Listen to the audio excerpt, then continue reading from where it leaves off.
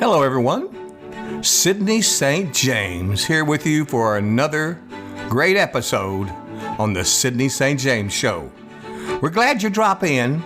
We've got a lot to talk about today, and you never can tell when I get up to the microphone if I'm going to talk about one of all the 50 novels that I've written, or I might talk about what's going on in the world today. Or, just like the other day, I was staring out my window, looking out over beautiful Lake Georgetown, and I started thinking, my goodness, what was it like growing up in a tiny little town? Well, you never know what the subject matter is going to be, but thanks for dropping in.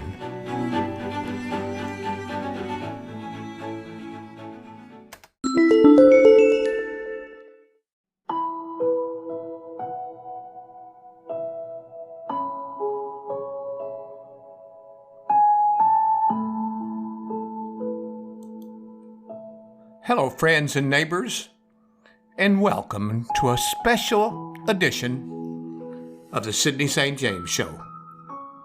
I was on my way to the office one day when I got a call, and instead of being invited to speak on my newest novel, or the newest trilogy, the Demon Gorge Trilogy series, I was invited to talk on my recent journey to obtain optimum health. And, well, it's kind of crazy, right? But here's the details behind it. I go to book signings, I give public speaking to lots of folks in different subject matters. But when they told me, after I agreed to it, that I have 5 minutes to tell my story, I said, whoa, 5 minutes? Well, I agreed to it, but you know me, I'm a storyteller. Sometimes I ramble and ramble on, and I guess it's because when I write novels, I try to put a lot of description into the novel so you feel like you're actually there. My sex scenes last longer than 5 minutes, and they've asked me that I only had 5 minutes. But, well, that led me to come home after I did my broadcast and sit down at my desk, and actually I have a little recording studio. And what led me to this special broadcast today, because I am talking about something totally different than my novels or my Christian messages or even growing up in a small town. Let me kick things off a little bit by saying a familiar phrase. Easier said than done. It's an idiom, one that applies to many things in life. Losing weight is definitely in that category. You know, with all the holidays in front of us, we've got Thanksgiving, we've got Hanukkah, we've got Christmas and New Year's. I'd like to see you start to think about, raise your hand, if at the end of the year now, after all these special occasions, you're like stuffed. You said, I don't want to see another turkey for a year, or another ham for a year, or another big coconut pie. And then it's time to make that resolution. You say, what am I going to make my resolution on? Stop smoking? Well, a lot of people do that. One of the number one resolutions people make is that they want to lose weight. And today, that's what this special is all about. My journey in a little more than 5 minutes. Some people, exercise, changes in eating habits can eventually bring about results. Not everyone's in this category, though. There are some people for whom diet and exercise are not enough to achieve or maintain a healthy weight. Again, thanks for joining me today. And now, a few words from my sponsor, because, heck, I got to keep the lights on around this place. Be right back. Have you heard about Anchor.fm by Spotify? It's the easiest way to make a podcast with everything you need all in one place. Yep, Anchor has the tools that will allow you to record and edit your podcast right from your phone or your computer. And best of all, Anchor is totally free. Download the Anchor app or go to anchor.fm to get started. Well, welcome back. Now for the rest of my story. I had planned to go ahead and go into what gastric banding was all about and what laparoscopic sleeve gastrectomy is all about. Can't even pronounce the word, but anyhow, LSG for short.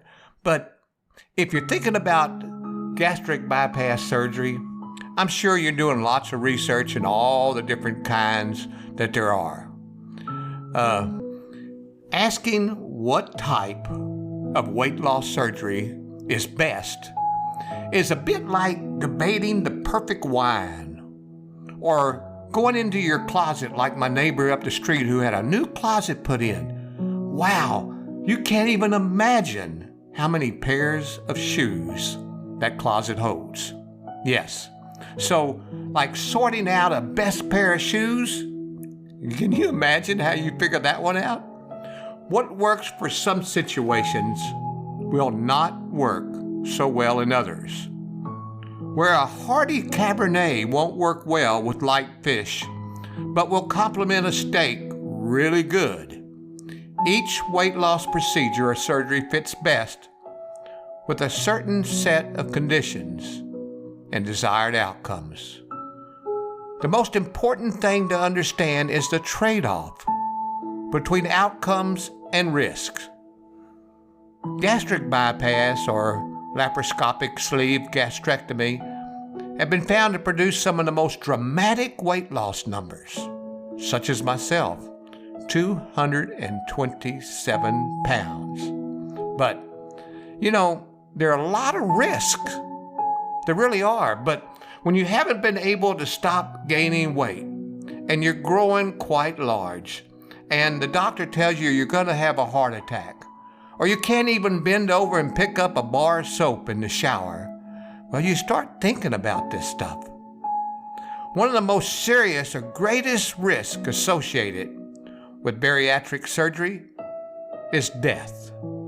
Then there's malnutrition, infection, a rupture in your stomach or your intestine, or even chronic dehydration.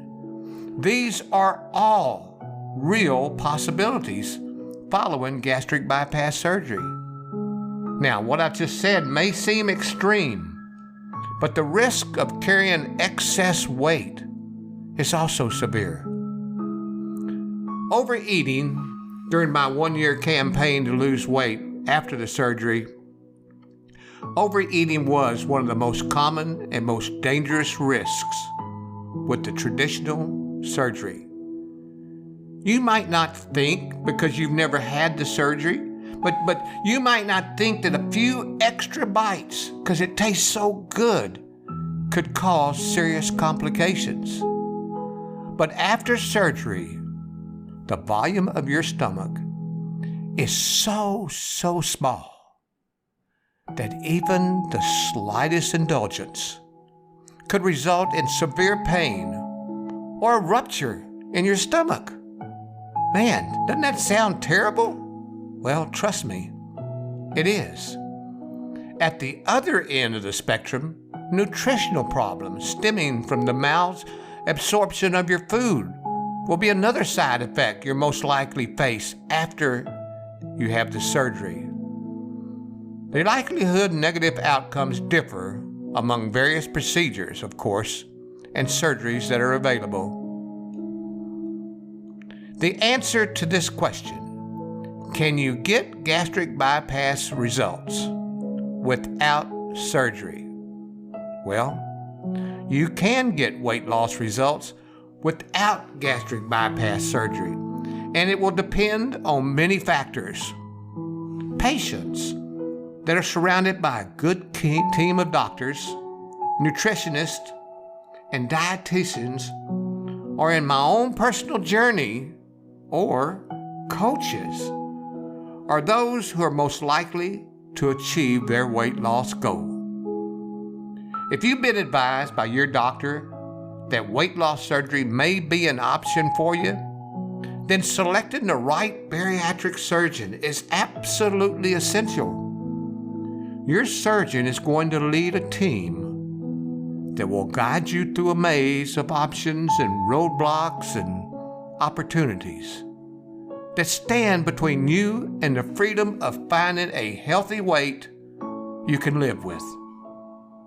From your first consultation to the many rounds of follow-up appointments, working with the right team will make all the difference in the world. I know very well that gastric bypass surgery is far from a one-size-fits-all solution. Doctors are committed today to finding more cost-effective, less invasive solutions that can give you the results that you're looking for without risking some of the severe side effects of the traditional surgery. I found such a solution myself in my new health journey that I'm on now after losing those 227 pounds with a gastric bypass. And guess what? I started putting it on again. Now this is after about 5 years. And bit by bit, I went on all the same diets again. And then I lost a little weight, and all of a sudden I jump on the scale, and I gained more weight than where I started. Go figure, right? But then I tried another one. Now these are ones that I've tried before because I have tried every single one. And they just don't work. So I like to end today by saying I wish I could give another plug or another advertisement to just what my program is. But I will tell you this much. Oh, I can't do that, by the way. Anchor FM is my sponsor, but my solution for you, if you're even thinking about gastric bypass surgery, is a direct one. And it deals with what I just did. Some very good friends of mine told me they were health coaches. Now, if they told me they were an author, a writer, or a plumber, or an air conditioning repairman, I know right away what they do for a living. But a health coach? So I called them over one day, my wife and I did, and we sat down and we were just chewing the fat, so to speak. And I mentioned to them that Barbara and I had both been on diet, and she's done pretty good, but she ran into a roadblock where just no matter what she did, she just couldn't lose anymore. Me? I guess the biggest thing that got me swayed into what do I do was that I was on the pickleball court and I felt a pain in my arm. And, well, I went out to the car with Barbara and we're sitting there talking. And I said, honey, man, my arm hurts. So I called my cardiologist, went in, and he rushed me over to emergency room. And from there, they rushed me over to Austin Heart Hospital. And I had a stent put in. I was scared to death. But it all came out good. But the problem is that I talked to another friend, and friends don't tell friends this kind of stuff, but good friends do. And my good friend on the pickleball court said, you know what your and my problem are? Because I had a stent too. And I said, what is that? He said, you and I are just way overweight. Well, I would never tell anybody they're way overweight, and heck, he wouldn't either. But he had a point. So when my friends came over and we were sitting on that back patio and we were talking, I asked them, what does a health coach do? And they talked to me about a program that was a journey of health. And that was, they would personally be a coach to me. And it would help me be accountable because they're dearest friends. And so I agreed to it. And I gave it 30 days. Did you know, up to right now, that I'm already getting very close to my optimal weight? Because this whole program, this health journey that I'm on, this isn't an advertisement, this isn't a plug, this is to tell you, you don't need to do gastric bypass surgery. If you get on a program, and if you can find a program where you've got a one-on-one coach, someone that holds you accountable, then that's the program to be on, because it has worked for me and it has worked for Barbara. And I didn't know how I was going to stop my weight, but I just knew I had to stop my weight. Now, I'm in a little bit different driver's seat than most all of you out there listening. I've already had gastric bypass surgery, so I can't even think about the possibility of going and doing it again. So what was I to do? You know, this program is the greatest thing since sliced bread. So, I just wanted to tell you my story today, everyone, about having gastric bypass surgery and coming and getting on this remarkable health journey, and how my life is totally turned around. Now, nobody can hit the ball and I can't get to it in pickleball. I can run across that pickleball court. They can't hit it over my head and expect me just to stand there and look at it, because now I can very quickly run to the back and return that pickleball. So my whole level of pickleball game has improved. I'm having a much more fun. My wife is doing the same, not to mention she gets to go shopping quite often now as we lose weight, but it's fun. And I hope my program today will help someone who's considering gastric bypass. So until next time, everyone, as I always say, see you later, alligator.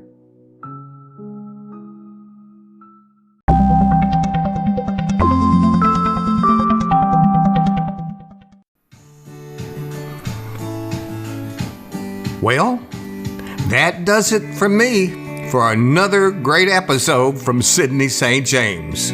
Be sure to click on the tab above that says send a voice message, and I will get it from you, and I'll probably play it back on one of my future podcasts. Also, don't forget to click the button follow.